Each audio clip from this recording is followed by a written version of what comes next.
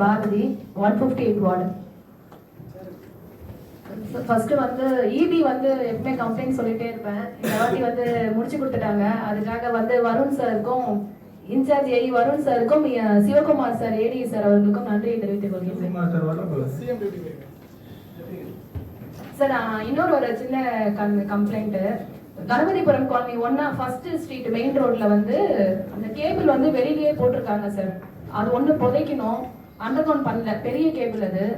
அது மட்டும் உங்க ஏரியா மட்டும் இல்லம்மா, எல்லா ஏரியாவில இருக்கு. அமைச்சர் போறப்ப என்ன பண்ண கேபிள்ல மேலே கிடக்கு பதிவு போட மாட்டாங்க.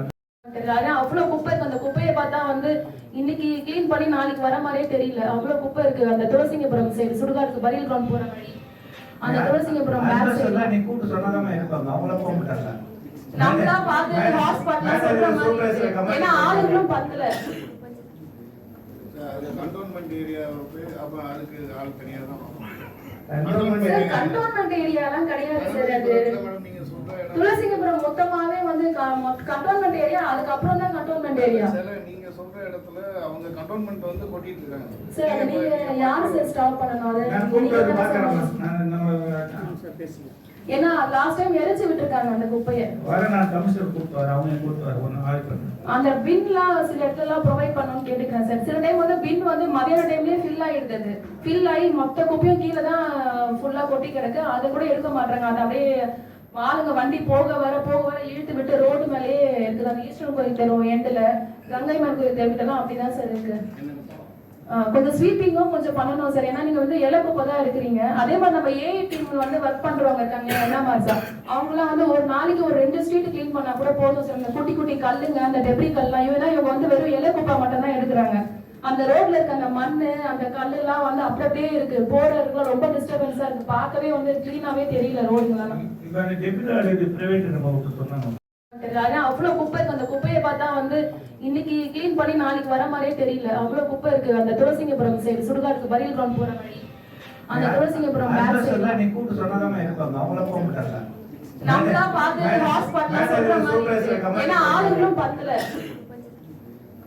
அது கண்டோன்மென்ட் ஏரியா அப்ப அதுக்கு ஆள் தனியா தான் கண்டோன்மென்ட் ஏரியாலாம் கிடையாது சார். அது துளசிங்கபுரம் மொத்தமாவே வந்து கண்டோன்மென்ட் ஏரியா, அதுக்கு அப்புறம் தான் கண்டோன்மென்ட் ஏரியா. நீங்க சொல்ற இடத்துல அவங்க கண்டோன்மென்ட் வந்து கொட்டிட்டு இருக்காங்க சார். அது நீங்க யாரு சார் ஸ்டாப் பண்ணனும்? அது ஏன்னா லாஸ்ட் டைம் எரிச்சு விட்டுருக்காங்க அந்த குப்பையை. நான் கமிஷனர் கூப்பிட்டு வரேன், அவங்க கூப்பிட்டு வரேன், ஒன்னு ஆள் பண்ணு. அந்த பின்லாம் சில இடத்துல ப்ரொவைட் பண்ணணும்னு கேட்டுக்கிறேன் சார். சில டைம் வந்து பின் வந்து மதியான டைம்லயே ஃபில் ஆயிடுது.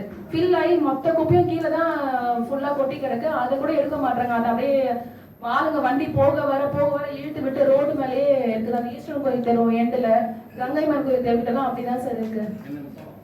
கொஞ்சம் ஸ்வீப்பிங்கும் கொஞ்சம் பண்ணணும் சார். ஏன்னா நீங்க வந்து இலக்குப்போ தான் இருக்கிறீங்க. அதே மாதிரி நம்ம ஏஐ டீம் வந்து ஒர்க் பண்றவங்க இருக்காங்க என்ன மாதிரி சார், அவங்களாம் வந்து ஒரு நாளைக்கு ஒரு 2 ஸ்ட்ரீட் கிளீன் பண்ணா கூட போதும் சார். இந்த குட்டி குட்டி கல்லுங்க, அந்த டெப்ரி கல்லாம் இவங்க வந்து வெறும் இலக்குப்பா மட்டும் தான் எடுக்கிறாங்க. அந்த ரோட்ல இருக்க அந்த மண்ணு அந்த கல்லு எல்லாம் வந்து அப்படியே இருக்கு. போறதுக்குலாம் ரொம்ப டிஸ்டர்பன்ஸா இருக்கு. பார்க்கவே வந்து கிளீனாவே தெரியல ரோடுங்கெல்லாம். இப்ப டெபிட் பிரைவேட் நம்ம சொன்னாங்க.